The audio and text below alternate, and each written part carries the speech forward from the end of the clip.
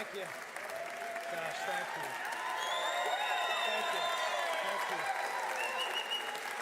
Thank you. Thank y'all. Thank you. Thank you. Thank you. Thank you. Thank you. Thank you very much. Thank you. Thank you.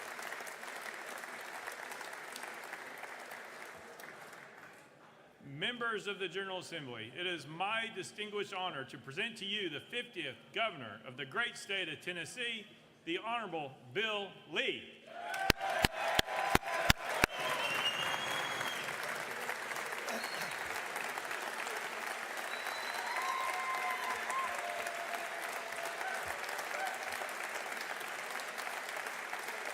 Thank you. Thank you.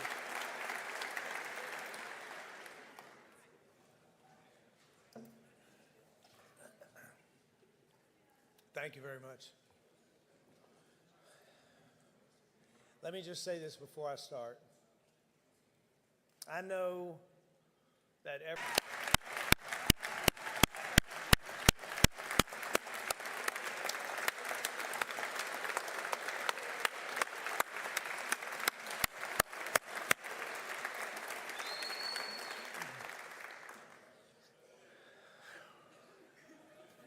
Lieutenant Governor McNally, Speaker Sexton, Speaker Pro Tem Hale, Speaker Pro Tem Marsh, members of the 114th General Assembly, justices of the Supreme Court, constitutional officers,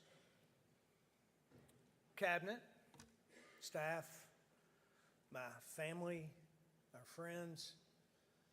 It is an honor for me to be here in this chamber with you tonight as we mark our 7th year of working together for the volunteer state and her people.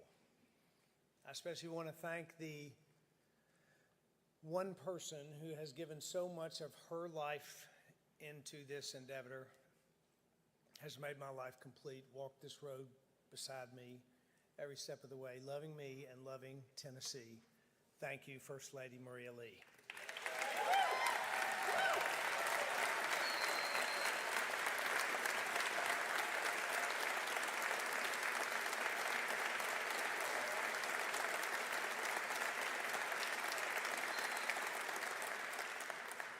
I also want to take a minute to extend a welcome to the newest members of the General Assembly. You have joined a remarkable group of citizen legislators who are committed to doing what's right by the people of Tennessee. We have together had an exciting and productive start this year already with a pivotal special session. But before we get into what's next for our state, I'd like to take a moment just to applaud you all. Government is usually seen as a bureaucratic mess. But this General Assembly proved everyone wrong and showed what happens when we move not at government pace, but at real world pace. Damages to the tune of $1.2 billion. And our initial response at the state was immediate and substantial. State agencies have been on the ground for months, helping with recovery efforts.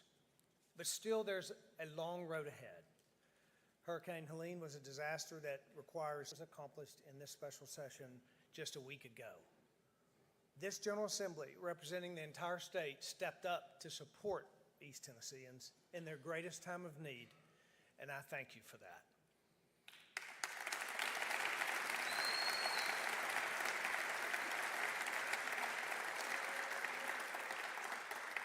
I spent a lot of days in Upper East following the disaster, and I was struck by the people's response, the churches, the nonprofits, everyday Tennesseans, and also by the local leaders, their passion and their resilience and the love they have for their communities. Tonight, we are joined with 4 county mayors from some of the hardest. Carter County, Kevin Morrison of Greene County, Larry Potter of Johnson County, and Joe Grandy of Washington County.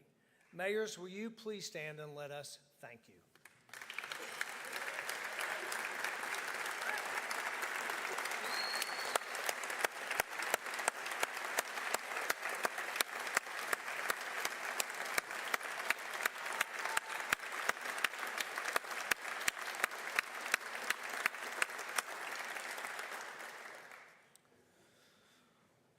Also, the American people have spoken loud and clear that they want secure borders and they want dangerous criminals removed from our communities. So last week, this General Assembly demonstrated a continued commitment to combating the problems of illegal immigration, and we will once again make significant investments in local crime prevention grants in the upcoming budget to keep Tennesseans safe.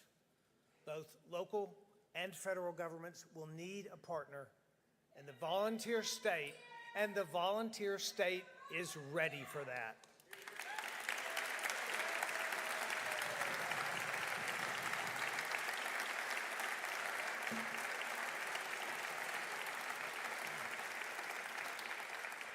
And third, in that special session, we innovated our approach to education with new creative investments in public school facilities, and we have finally brought universal school choice to Tennessee families. Thank you.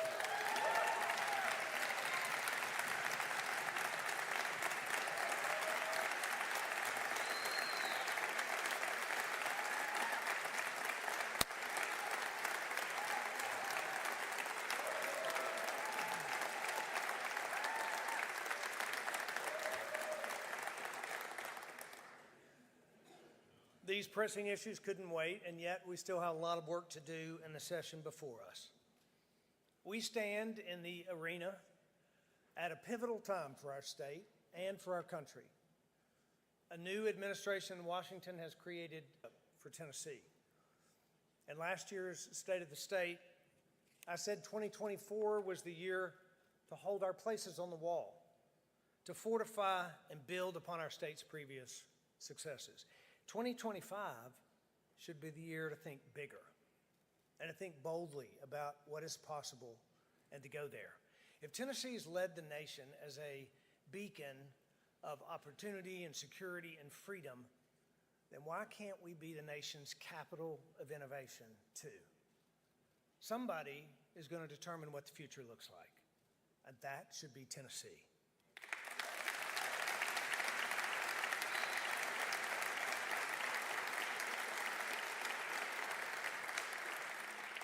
It is true that solving incredibly complex problems requires courage to embrace extraordinary approaches. When I was studying to be an engineer, I took an entire course on Albert Einstein's theories of relativity. I learned that Einstein not only redefined science, but he redefined the very way we look at the universe. He taught us that space and time, which were once thought to be fixed, are actually interconnected and dynamic. They're relative to one another. Einstein's legacy isn't as much about discovery as it is about challenging conventional thinking and proving it wrong. It's something I've never forgotten, and now more than ever before, because the challenges that we face now, from energy to infrastructure and housing, childcare, they cannot be solved with conventional thinking. Just as Einstein challenged the accepted theories of his time, we too must be willing to rethink and reimagine and embrace bold ideas. God has favored our state for sure. And one of the things that has helped Tennessee lead the nation is our willingness to take on complex problems and to try things that have never been done before. A great example has been your work on transportation. Safe, reliable roads, it's a primary responsibility of state government, but there are limited funds to fulfill an unlimited need. So 2 years ago, we began addressing this complex problem by passing the Transportation Modernization Act to finally innovate how we build our roads. And we will not stop there. This year, we will propose in our budget $1 billion to TDOT to build and maintain roads and bridges all across Tennessee.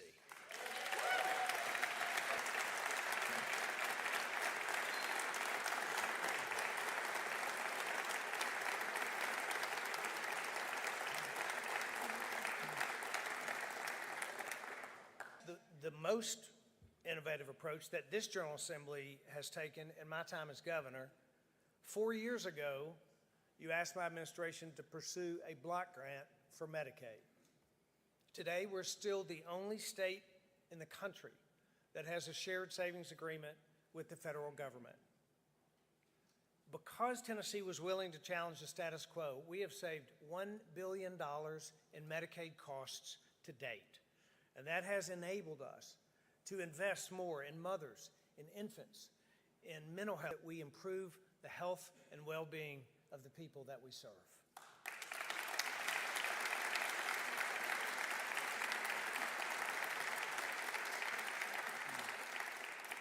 Those are things we've done, but it's not enough to have just led the nation in the past. We have to be willing to be bold and lead America into her future. Often you'll hear business leaders borrow the line from hockey that says we ought to skate to where the puck is going, not where it is. But rethinking and reimagining our deeply held values. And remember that innovation doesn't change tradition, it strengthens it.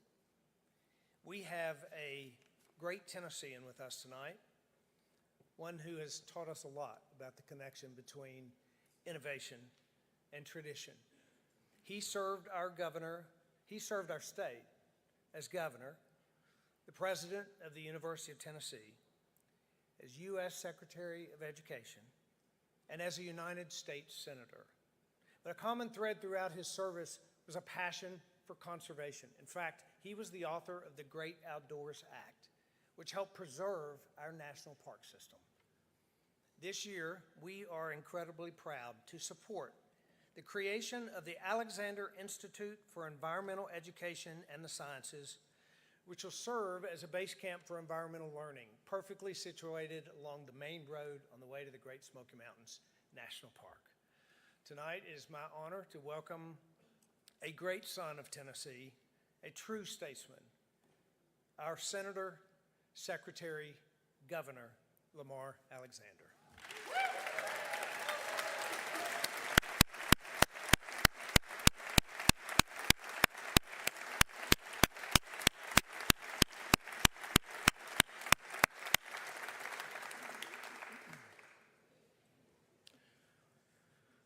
From the Delta to Appalachia, Tennessee is blessed with natural abundance that we have to protect and preserve for future generations. Yet we also continue to be one of the fastest growing states in the country, in rural and urban areas alike. So how do we balance record growth with a plan to protect our natural resources? You start by rejecting conventional wisdom that says that you cannot do both. To grow Tennessee, we have to conserve Tennessee. Our state is home to the most biologically diverse freshwater river in all of North America. The Duck River is a scenic natural treasure. It's also the sole water source for more than 250,000 Tennesseans who live in one of the fastest growing regions in the country. And that presents a complex problem. And that is why I signed an executive order in November to preserve the duck, and why our budget will propose $100 million to create a regional water supply strategy that will solve this problem.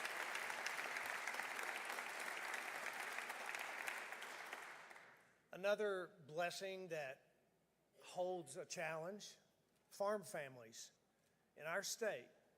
They keep food on our tables, they drive our economy. However, our state is losing 10 acres of farmland per hour, which is a staggering number when agriculture is the #1 driver of our economy. That's why we are, again, proposing a grant program for farmers who voluntarily preserve and protect their land for future generations. It's time that we support Tennessee farmers by finally passing the Farmland Conservation Act.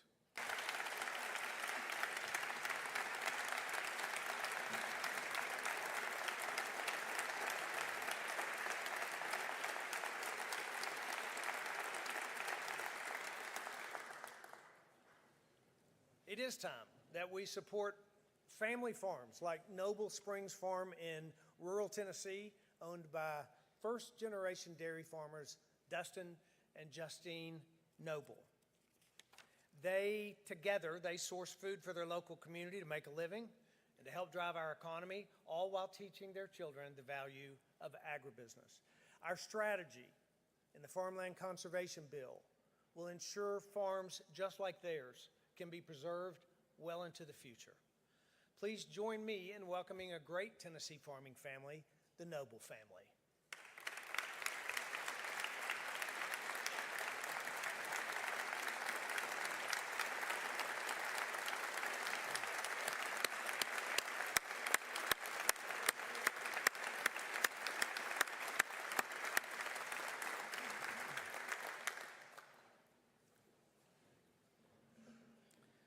Our greatest challenges do provide the environment for our greatest innovations. The volunteer state is on track to be the epicenter of energy innovation, and it couldn't happen at a more crucial time. For the past few years, Washington has prioritized social agenda over practical energy policy, and as a result, we are staring down the barrel of an energy crisis, the fragile verge of being completely overwhelmed. President Trump warned Americans in his inaugural address just 3 weeks ago, and Tennessee is not immune to this. So Tennessee's ambition to lead in nuclear innovation is much bigger than just competing with other states. This is about securing the future of America.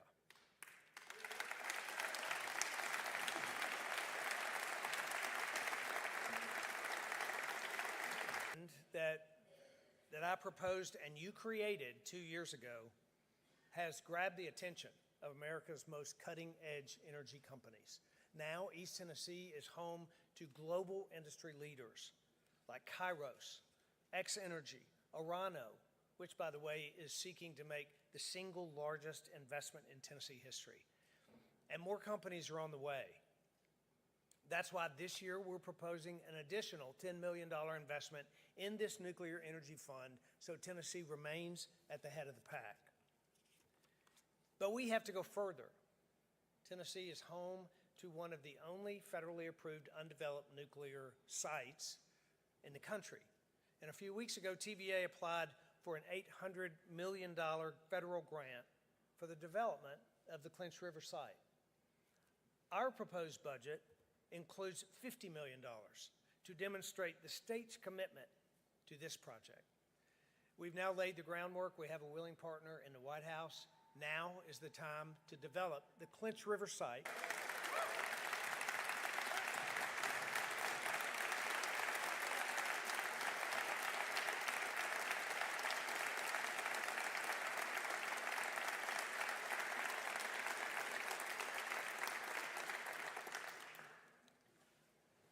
Now, you might ask, why does nuclear energy really matter to working families? Economic development stops. Job creation stops if we don't have energy. I meet with companies all the time from all across the country and from all across the world. They're looking to move to the Southeast, and their decision hinges on two things. Do you have the energy? Do you have the workers? I've been saying for years, the state with the workers will win every time, and that is even more true today. Together, over the last 6 years, we have recruited more than $40 billion in capital investment into this state, which has resulted in almost 250,000 jobs to our nation's economy because of our willingness to adapt and welcome these emerging industries, startups, new technology, research and development. They're all pieces to a larger puzzle that will diversify our economy, which will bring even better jobs to Tennessee families and ensure that Tennessee remains a leader in the Southeast. That's why this year we'll dedicate $80 million for strategic ECD grants, signaling that Tennessee for America's greatest innovators.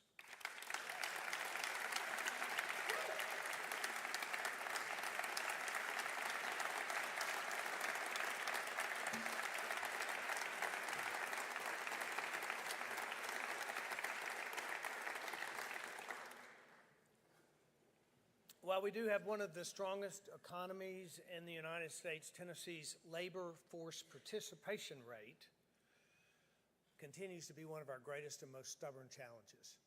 We've built the workforce pipeline, but how do we innovate to fill that pipeline?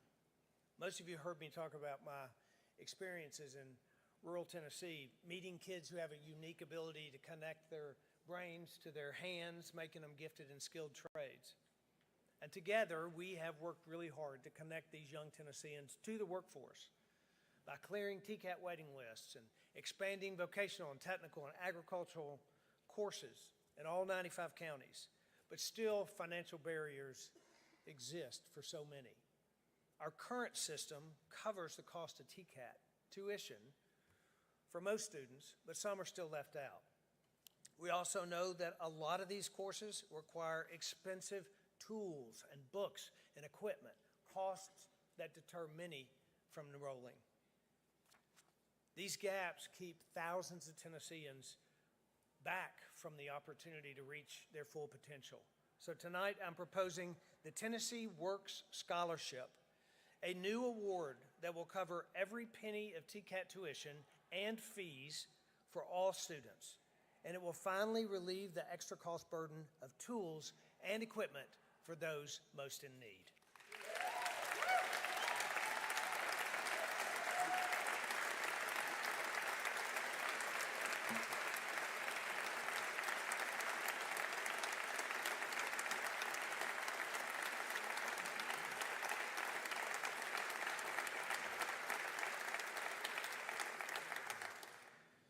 We are sending the message that TCATs are open, they're available, and free to any Tennessean who wants to skill up and enter our best in the nation workforce. To truly innovate our workforce, we have to start early.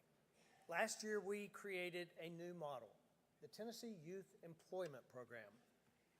Thanks to Commissioner Thomas and her team, in just 1 year, this strategic partnership has connected over 4,500 young Tennesseans to local employers, giving them real work experience that will open doors and strengthen our workforce all at the same time. The Youth Employment Program has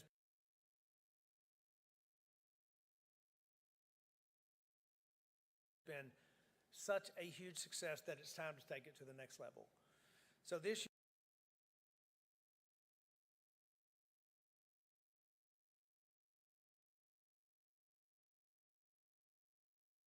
year, we're expanding the program, standing leadership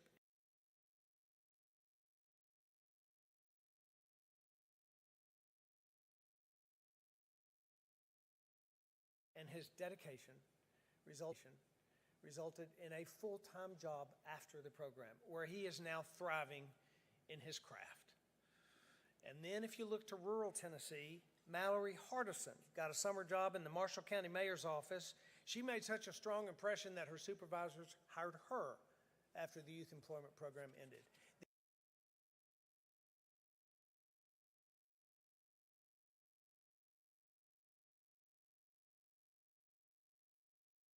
These two students are perfect examples of why we need to expand this program. They come from very different communities, and yet they are a whole lot alike in the opportunity.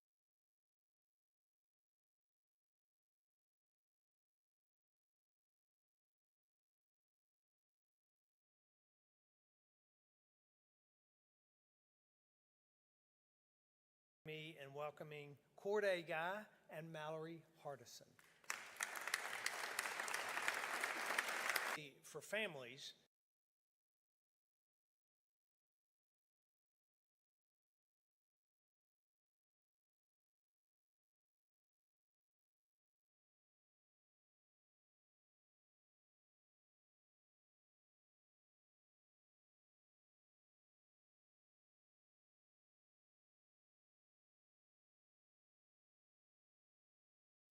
to grow and remain in the workforce at the same time.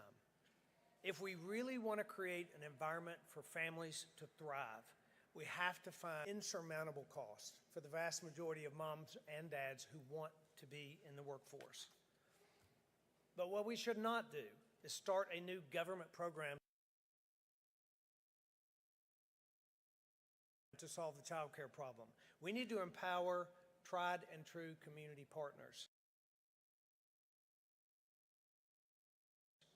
who know what they're doing and who are already making a difference. That's why this year we're proposing an additional $11 million investment in one of our premier child care providers, Boys and Girls Club, to serve 7,500 low-income kids across Tennessee, and hopefully more to come.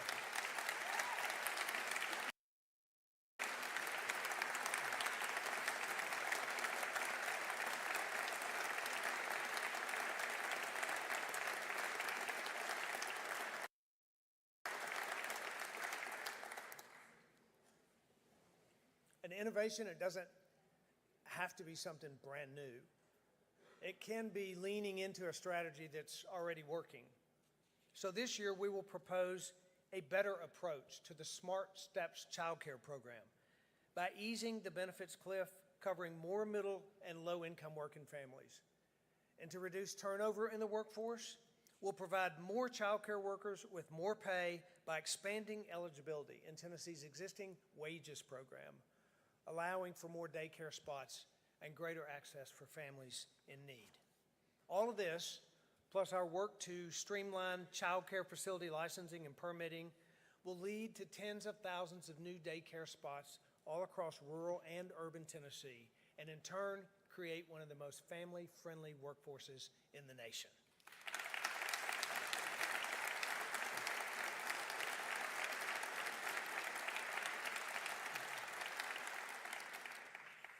Just like childcare, every growing community across the country is wrestling with how to make housing more accessible and more affordable. As I've said, our greatest blessings are all you all as once again ranked. As I've said, our greatest blessings are often tethered to our greatest challenges. It's a blessing that people all over America want to move to Tennessee.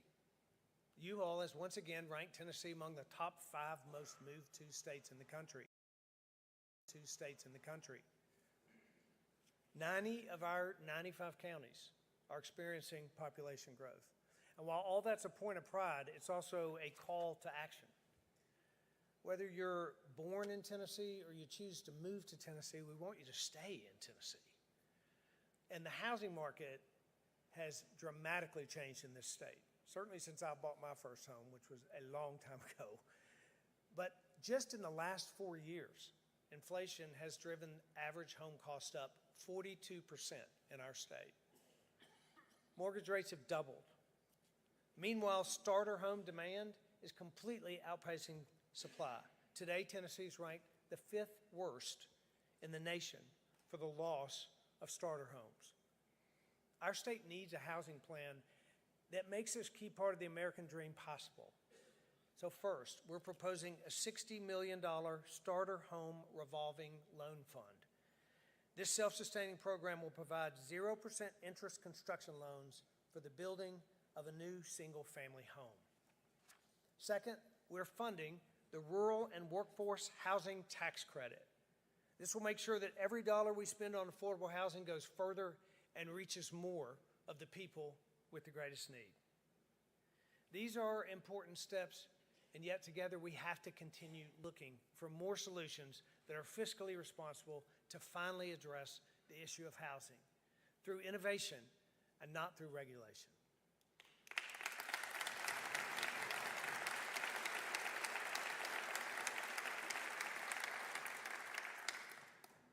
In fact, innovation over regulation is something Tennessee's gotten pretty good at. I've often said Washington could learn a thing or two from the way that we approach budgeting in this state. The truth is that most young Americans have never known a day where their federal government lived within its means. And I could government efficiency is finally aligning with Tennessee's commitment. Government, fiscal responsibility, individual liberty.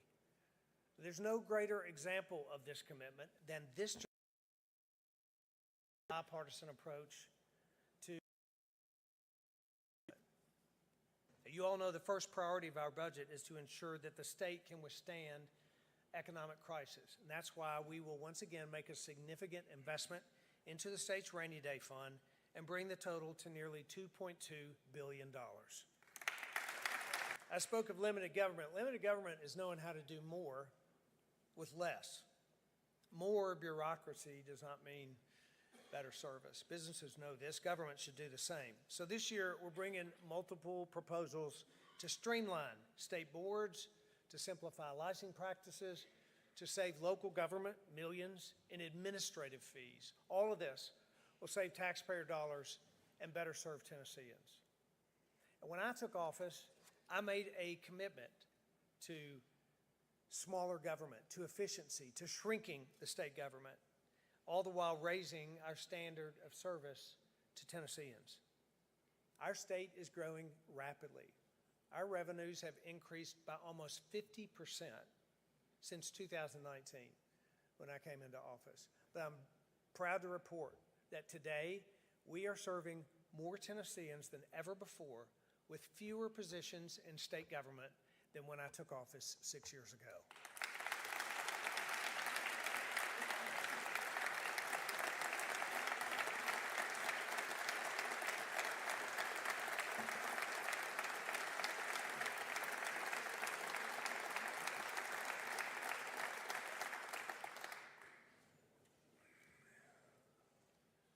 We started tonight talking about our commitment to education for Tennessee students and teachers is very bright.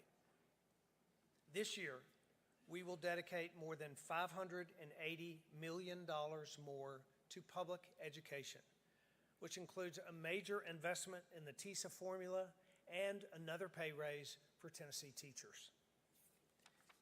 This brings our administration.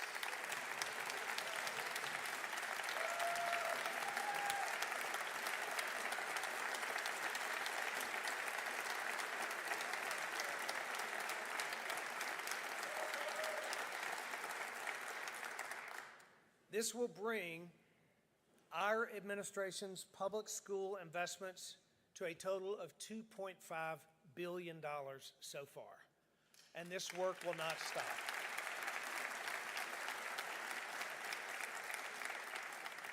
And this budget confirms what I've said all along. Tennessee will strive to have the best public schools in the nation and give parents choices in their child's education, both at the same time.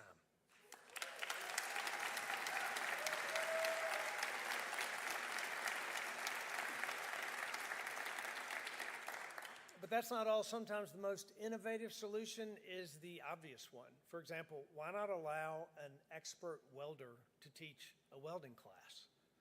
So our proposed limited occupational teaching license will make it possible for experienced tradesmen and women to teach their craft without having to jump through all the hoops of extra coursework.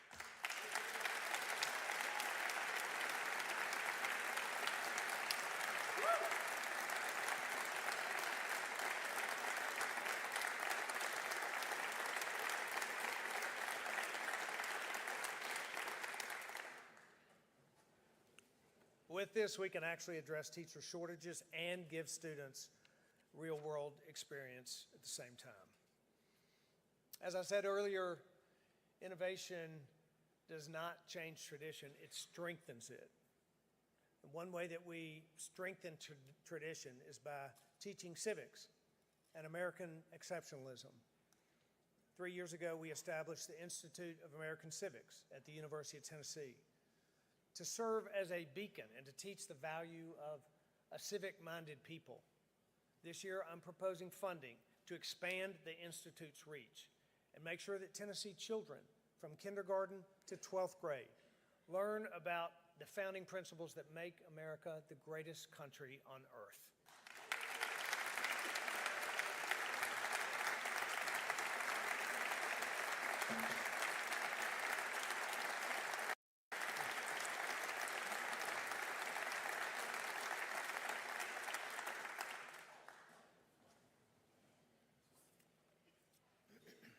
Just like a business innovates to better science, innovates to save lives, or an athlete innovates to change the game.